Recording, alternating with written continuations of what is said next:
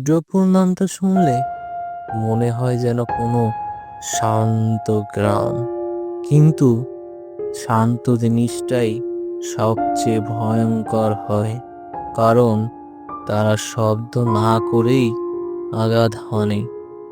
ভোরের আলো তখনও পুরোপুরি ফোটেনি, ধান ক্ষেতের উপর হালকা কুয়াশা, শালবনের ভেতর থেকে ভেসে আসছে অচেনা পাখির ডাক। এই গ্রামের মানুষ দিনের বেলা বাঁচে আর রাতের বেলা শুধু টিকে থাকে।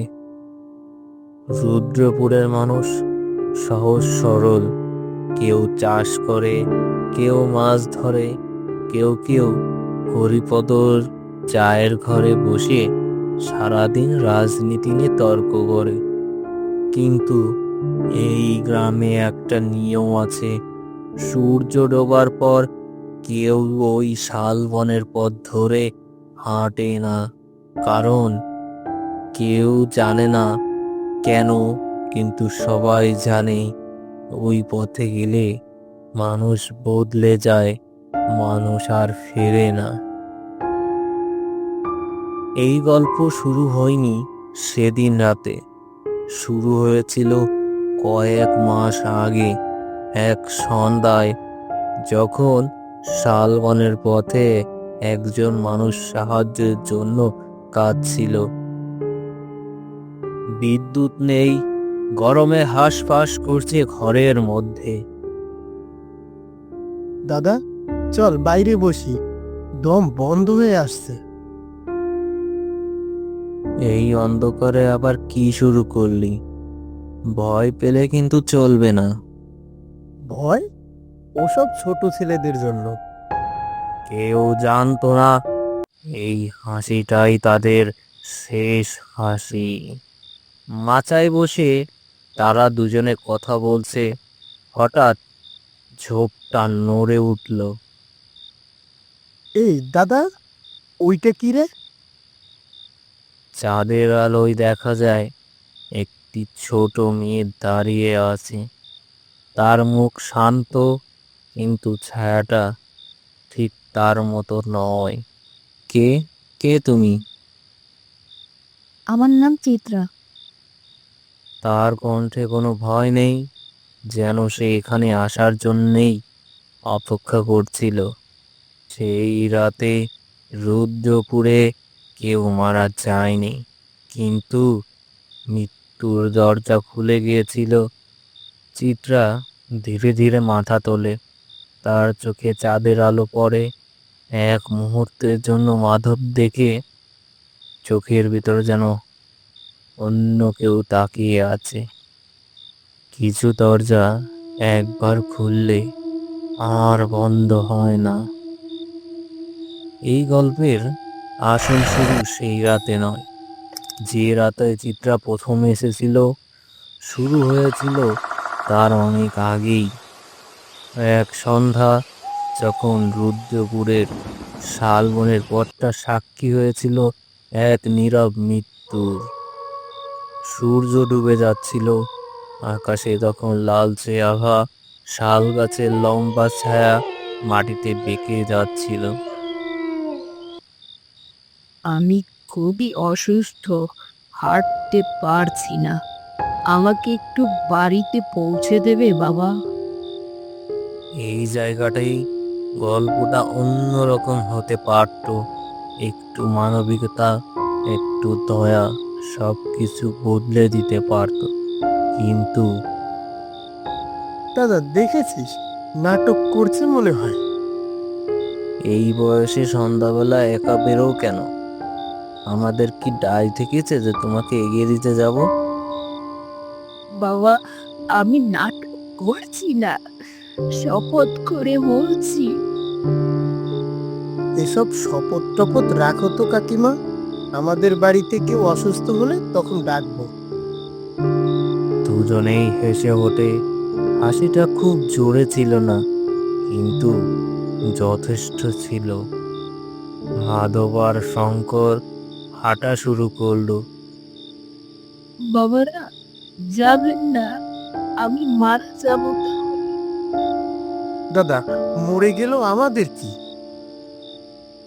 সেই বৃদ্ধা সেদিন মরেনি, মরেছিল ধীরে ধীরে।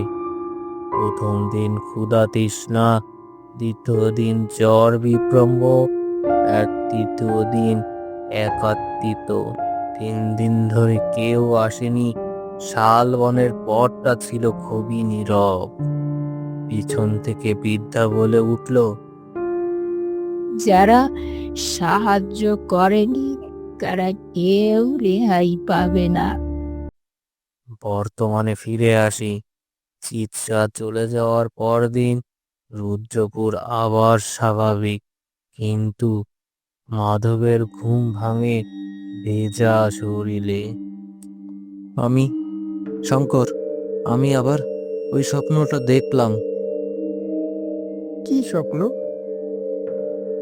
এক বৃদ্ধা শালবনের পথে, সে বলছিল, তুই আমাকে মরতে দিয়েছিস, আমি তোকে ছাড়বো না।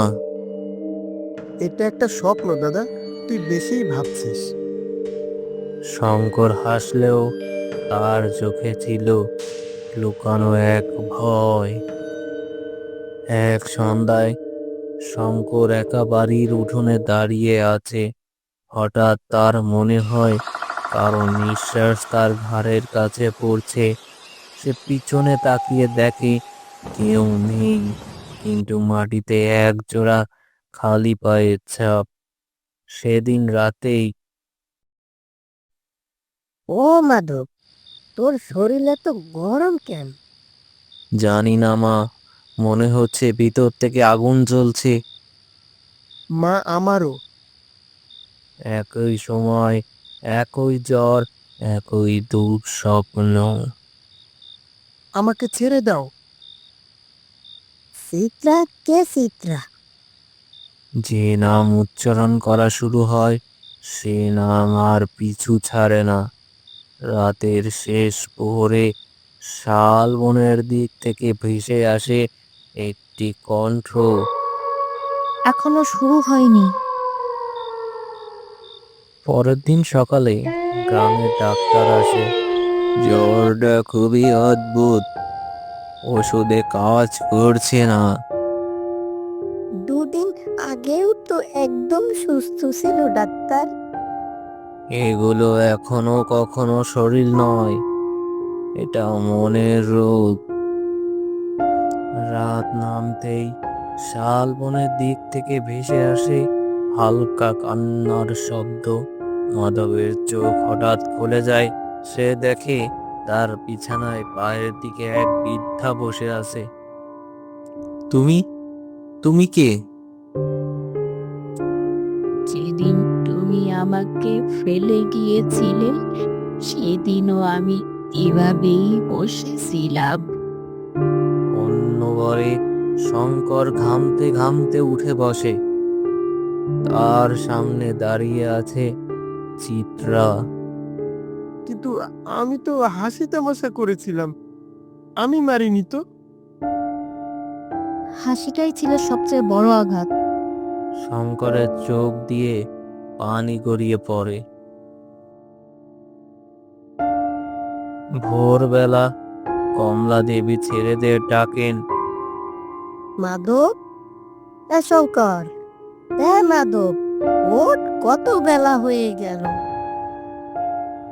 কেউ সাড়া দেয় না। তিনি কাপা হাতে শরীর ছুঁয়ে দেখেন, শরীর ঠান্ডা হয়ে গেছে। 3 দিনের জ্বর সব কিছু শেষ করে দিয়েছে। আমি কি অপরাধ করেছি? একসঙ্গে 2টো ছেলে চলে গেল। একসাথে জন্মায়নি তারা, কিন্তু একসাথেই চলে গেল। শালবনের হাওয়া সেদিন অদ্ভুতভাবে থেমেছিল। রাতের বেলা নীলয় একা বসে হঠাৎ সে বলে ওঠে, মা, দাদারা বলছে ভুলটা বুঝে নিস। দিন যায়, ঘরের চুলা জ্বলে না, চায়ের কাপ ধোয়া হয় না, হাত দুটো খালি পড়ে থাকে। শোক শুধু কান্না নয়, শোক এক প্রকার নীরবতাও। সপ্তম রাতে নিলয় ঘুমের মধ্যে বলে ওঠে, সে আবার আসবে মা, এইবার আমাকে নিতে। আমাবস্যা মানেই অন্ধকার, কিন্তু সব অন্ধকার চোখে দেখা যায় না। রুদ্রপুরে সেই সন্ধ্যায় আকাশটা অদ্ভুতভাবে নিচু হয়ে এসেছিল। পাখিরা আগেই নিড়ে ফেলেছিল, কুকুরগুলো বিনা কারণে কেঁদে উঠছিল।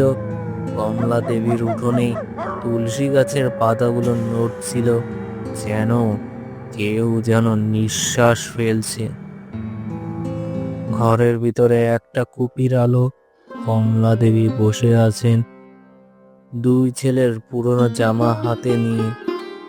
তোদের গন্ধটা এখনো যায়নি রে, সব কিছুই তোদেরই মনে করায়। মা, আজ আমার খুব ভয় লাগছে। ভয় পাস না বাবা, মা এখনো আছে। কমলা দেবী জানতেন না আজ রাতেই তার মা থাকার পরীক্ষাটা হবে। হঠাৎ কুপির আলোটা কেঁপে ওঠে, নিলয় জানালার দিকে তাকায়। মা, উঠোনে কেউ যেন দাঁড়িয়ে আছে। উঠোনে একটি ছোট মেয়ে দাঁড়িয়ে আছে, সাদা জামা, খোলা চুল, মুখে শান্ত হাসি। কাকিমা, তুমি? এই মুখটা তিনি চিনতেন, এই চোখ দুটো তিনি ভুলতে পারেননি। আজ আমাবস্যা কাকিমা, তব চিনতে পারছি না। আজকের রাতটা থাকতে দিবেন? তুমি আগেও তো এসেছিলে। হ্যাঁ কাকিমা, আপনার ছেলেরা আমার সাথে খুব ভালো ব্যবহার করেছিল। মিথ্যে কথা বলতেও কিছু মুখ খুব সুন্দর হয়। কমলা দেবী চিত্রার মাথায় হাত রাখেন, হাতটা যেন বরফের মতো ঠান্ডা হয়ে যায়। এতটুকু বাচ্চা, আমি কি তাড়াতে পারি? ভেতরে এসো মা। তুমি তুমি কি আমার দাদাদের চেনো? খুব ভালো করে। একই ঘরে শুয়ে পড়ে চিত্রা ও কমলা দেবী। কুপির আলো নিভে যায়। তোমার বাড়িতে কেউ নেই? না কাকিমা, আমি একাই থাকি। আহারে, এই আহারে শব্দটাই চিত্রার জন্য যথেষ্ট ছিল। রাত গভীর হলে কমলা দেবীর ঘুম ভেঙে যায়, কানে আসে ভারী কারো নিঃশ্বাস। চোখ মিলে দেখে চিত্রা নেই। কমলা দেবী ছুটে যান। নিলয় মেঝেতে পড়ে আছে অচেতন অবস্থায়, তার সামনে চিত্রা, কিন্তু সে আর শিশু নয়। চিত্রার শরীর ধীরে ধীরে বেঁকে যায়, চুলগুলো লম্বা হয়ে যায়, মাটিতে ছুঁয়ে যায়, মুখে ভাঁজ পড়ে, চোখ দুটো জল জল করছে। তুমি তুমি কে? আমি চিত্রা নই। তাহলে কে? আমি সেই যাকে তোর ছেলে মরতে দিয়েছিল। আজ শেষ করতেই এসেছি। ওর কোনো দোষ নেই। আমাবস্যার অন্ধকারে সত্য আর মিথ্যার পার্থক্য থাকে না। ঘরের দেওয়ালে একটা বিশাল ছায়া পড়ে, ছায়াটা মানুষের নয়। কিছু মুহূর্তে সময় আর চলে না, শুধু অপরাধ আর শাস্তি মুখোমুখি দাঁড়ায়। ঘরের বাতাস ভারী, কুপির আলো নিভে গেছে, চাঁদের আলো নেই, কারণ আজ অমাবস্যা। চিত্রার ভয়ঙ্কর ছায়া নড়ে, দেয়াল জুড়ে পড়ছে। কমলা দেবী মাটিতে বসে পড়েন, দুই হাত জোর করে বলেন, আমার ছেলে পাপ করেছে মানি, কিন্তু এই ছেলেটা, ও তো কিছুই জানে না। অপরাধ শুধু হাতে নয়, রক্তে হয়। ভয়াবহ রূপ ধীরে ধীরে দেয়ালের দিকে তাকায়। কমলা দেবীর চোখ দিয়ে নীরব জল পড়ে। আমি জানতাম, আমি সব জানতাম। তুই জানতিস, তবুও তুই চুপ ছিলি। হ্যাঁ, আমি ভয় পেয়েছিলাম। এই স্বীকারোক্তিটাই অভিশাপকে শক্ত করেছিল। ও বাঁচবে যদি তুই শাস্তি নিস। শাস্তি সহজ নয়। ভয়াবহ রূপে নিলয়ের দিকে তাকায়। কমলা দেবী উঠে দাঁড়ান, চোখে ভয় নেই, শুধু অনুতাপ। আমার জীবন নেই, কিন্তু ওকে ছেড়ে দে। মাকে ক্ষমা করিস। হঠাৎ একটা বিকট শব্দ হয়, সব আলো নিভে যায়। ভোরের আলো, গ্রামবাসীরা ভিড় করে ঘরের ভিতরে। নিলয় অচেতন অবস্থায় একাই পড়ে আছে, কিন্তু কমলা দেবী নেই।